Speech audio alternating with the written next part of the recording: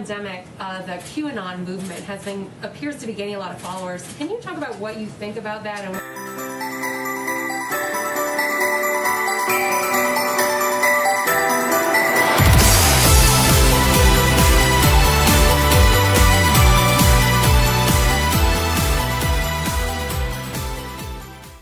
Hey everyone, it's Kay Loves Tarot. How's it going? Right then, you guys, I've got another KAYS DIGS vid. I had to put it out. I really wanted to wait till the end of the week so that I could kind of put all the footage I've been doing lately together, but this is really important. So over the last few days, Trump has now been asked twice about QAnon. He's been pretty vague about it, but hey, the question's still been put to him. I'm assuming he still needs plausible deniability, but he hasn't denounced it, and that's very telling. That's very important. So we're going to cut to some footage of the presser from last night so that you guys can see for yourself what's been going on, and then we'll cover some other stuff too. In the pandemic, the QAnon movement appears to be gaining a lot of followers. Can you talk about what you think about that and what you have to say to people who are following this movement right now? Well, I don't know much about the movement other than I understand they like me very much, which I appreciate. But I don't know much about the movement. I have heard that it is gaining in popularity, and from what I've heard, these are people that when they watch the streets of Portland, when they watch what happened in New York City in just the last 6 or 7 months, but this was starting even 4 years ago when I came here, almost 4 years, can you believe it? These are people that don't like seeing what's going on in places like Portland and places like Chicago and New York and other cities and states. And I've heard these are people that love our country and they just don't like seeing it. So I don't know really anything about it other than they do supposedly like me, and they also would like to see problems in these areas, like especially the areas that we're talking about, go away, because there's no reason the Democrats can't run a city. And if they can't, we will send in all of the federal, whether it's troops or law enforcement, whatever they'd like, we'll send them in, we'll straighten out their problem in 24 hours or less, okay? Well, at the crux of the theory is this belief that you are secretly saving the world from this satanic cult of pedophiles and cannibals. Does that sound like something you are behind? Or well, I haven't heard that, but is that supposed to be a bad thing or a good thing? I mean, you know, if I can help save the world from problems, I'm willing to do it. I'm willing to put myself out there, and we are actually. We're saving the world from a radical left philosophy that will destroy this country, and when this country is gone, the rest of the world would follow. The rest of the world would follow. That's the importance of this country. And when you look at some of the things that these people are saying with defund the police and no borders, open borders, everybody just pour right into our country. No testing, no nothing. You know, you talk about testing, no testing. Mexico, as you know, has a very high rate of infection. The wall is now going to be next week 300 miles long. Our numbers are extraordinary on the border. And this is through luck, perhaps, more than talent, although the talent is getting it built when one party refuses to allow it. You don't hear talk about the wall anymore. But I will say this, we need strength in our country, not weakness. Too much weakness. Yes, John. Mr. President, you have been very bullish on the promise of convalescent plasma. Yeah. Thread on basically, let's just settle the score with the deal about Q and President Trump acknowledging QAnon. So let's get stuck in. So Anon661 wrote, and I thought this was so interesting, I had to have it showcased. Okay, see, a lot of people now questioning why Trump ignored the QAnon question last week, and even more today after his press secretary pretty much did the same. I'll do my best to try and give my rationale. First and foremost, I do realise that all I'm doing is making excuses for Trump, and that is not something I do regularly. I've called both him and Q out numerous times on things that I disagreed with. This, however, is not one of them. So here's my take. We've been begging for the question for years now, patiently waiting for someone to ask Trump directly about it. Finally, someone did, kinda, and he ignored it. Why? The first thing is first. He could have disavowed the movement right there and then, but he didn't. So that's a big deal. Secondly, the question was more about the candidate running for office, with the side question of Q thrown in.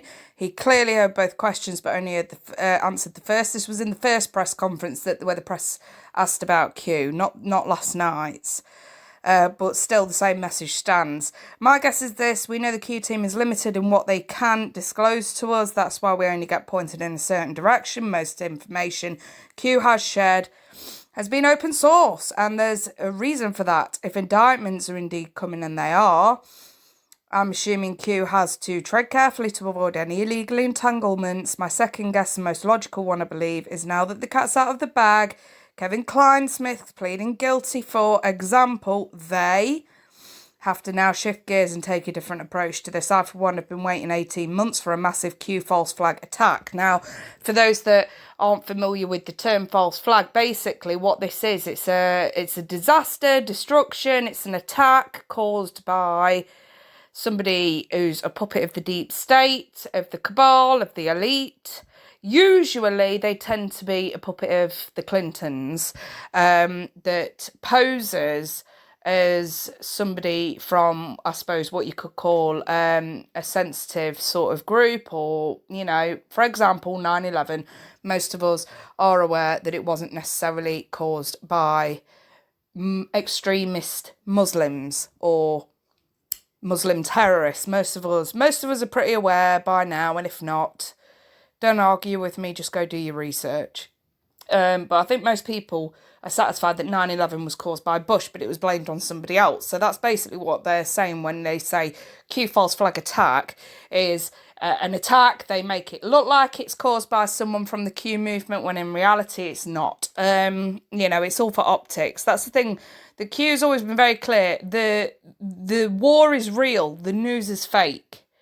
So, you know, the more people that sort of cotton on to that. I mean, I've had debates with many people about Q. You know, they don't like conspiracy theories and things like that. I'm going to debunk that in a moment, but let me just finish this tweet. Right there. So White House and Trump directly about Q raises some suspicion in my eyes. It's not reasonable to suspect a major Q false flag is currently being set up. And what would happen if this false flag succeeds right after Trump publicly acknowledged the movement? What would the media not have a field day? Absolutely, the media would have a field day. Absolutely. I don't really feel the need to go any further with that. But yes, absolutely. The media would have a field day, and that is the point. That is the whole point for Trump, to keep plausible deniability intact. So back to the topic of Q. Right then. So yes, I've had many debates about this, and the thing is, let's just start from scratch, okay? What has Q actually told us that is actually factual? So let's go through the list, okay? So they told us about Pizzagate. They told us about elite pedophile trafficking rings. Now, that's now common knowledge. We've got John Podesta's emails. You can see them on screen. The FBI actually released the list of code words prior to the emails being released.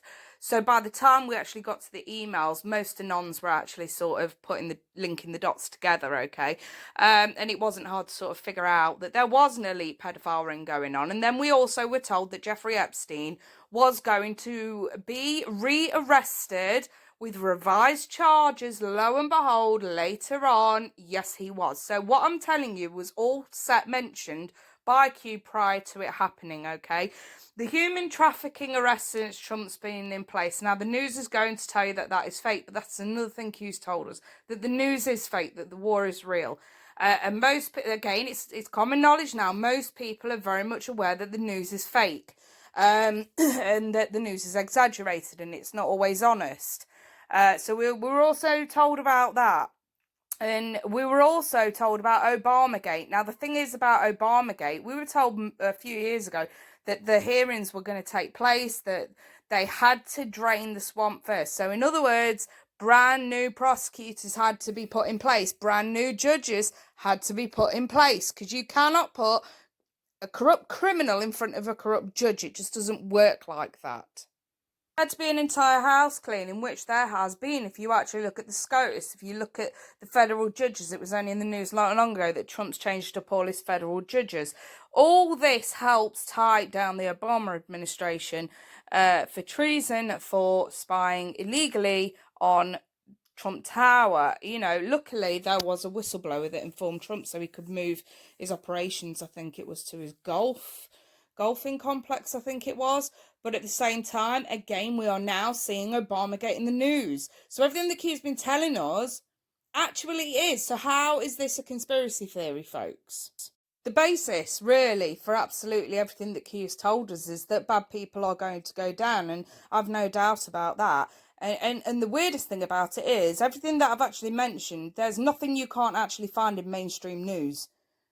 There's nothing that I've just mentioned that you cannot find reported about in mainstream news. So if the news are reporting this and still attacking us as conspiracy theorists, what on earth does that tell you? Main problem is everything ceased to be a conspiracy. Everything that I've just mentioned, elite paedophile rings, human trafficking being absolutely rife, Obamagate, Hillary Clinton and Benghazi scandal, actually, her trials in September the 9th.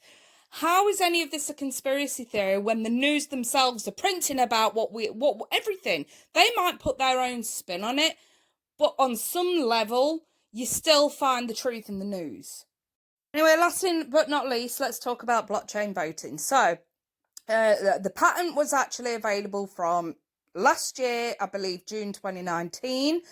And Trump's been playing this 5D chess game with the Democrats, really, over voting. So, the Democrats are sort of screaming,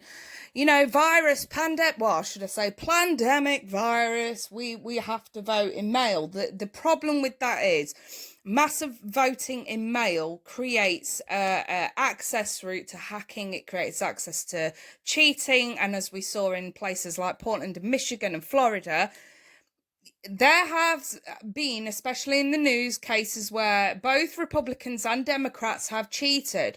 And Trump wants to eliminate that completely. So the actual tale to how we ended up with blockchain voting, I mean, it's been around for a while, but it's actually really funny.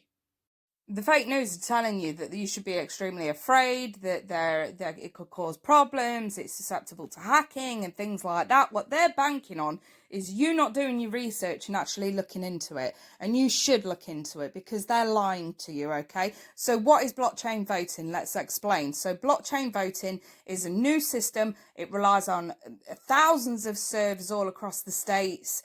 So basically, every single mail-in ballot gets directed to a server, not necessarily in its own state, and they are scattered. There are that many different filing systems and archives on these servers that the registered ballots get basically shoved into an archive.